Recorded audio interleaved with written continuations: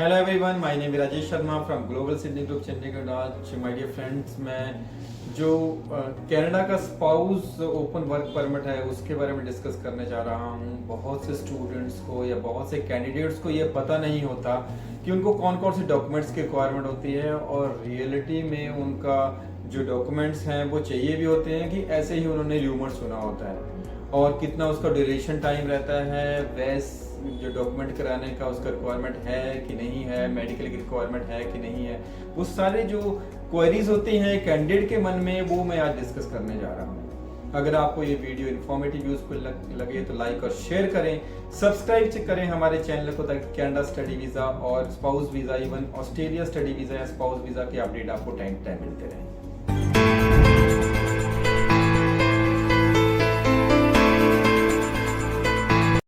So guys, चलिए देखते हैं कि कौन कौन से डॉक्यूमेंट्स की रिक्वायरमेंट होती है। जनरली बहुत से स्टूडेंट्स से सुना होता है कि उनका जो स्पाउस है या जो वहाँ पर ओपन वर्क परमिट पे होते हैं या पोस्ट ग्रेजुएट वर्क परमिट पे होते हैं स्टूडेंट्स, उनने अपने स्पाउस को बुलाना होता है, तो उनको कंफ्यूजन रहता है कि क्या मेरे स्पाउस को जो उनको मैं बुला रहा हूँ कनाडा, क्या उनको आइल्स की रिक्वायरमेंट है कि नहीं है। तो my dear friends, spouse open work permit के लिए आइल्स जीटी की रिक्वायरमेंट बिल्कुल नहीं है। आप निश्चिंत होकर अपना फाइल प्रोसेस कीजिए विदाउट आइल्स।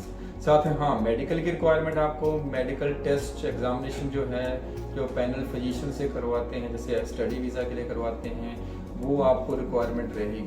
आपको मेडिकल करवाना रहेगा ही रहेगा, बिना मेडिकल के भी आप प्रोसेस कर सकते हैं अपनी फाइल, पर बाद में आपको फिर मेडिकल का रिक्वायरमेंट आता है। इससे पहले ही आप अपना जो मेडिकल एग्जामिनेशन है वो करवाइए।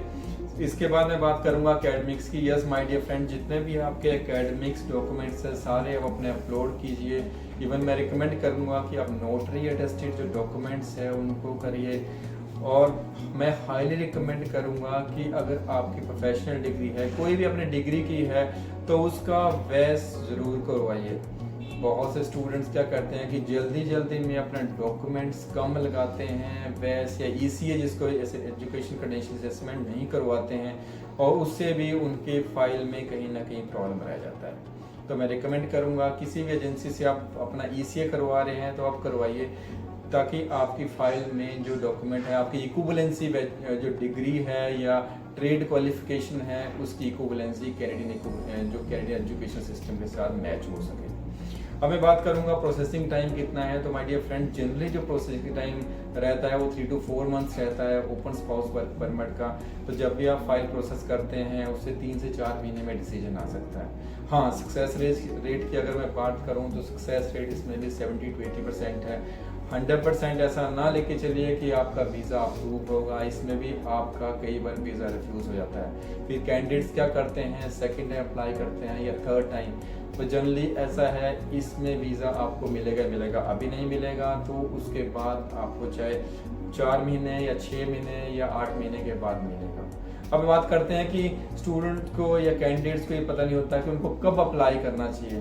तो जैसे ही मैं रिकमेंड करूंगा कि students even open spouse work permit के लिए जब स्टूडेंट की किसी की फाइल लगती है तो उस टाइम भी अप्लाई कर सकता है।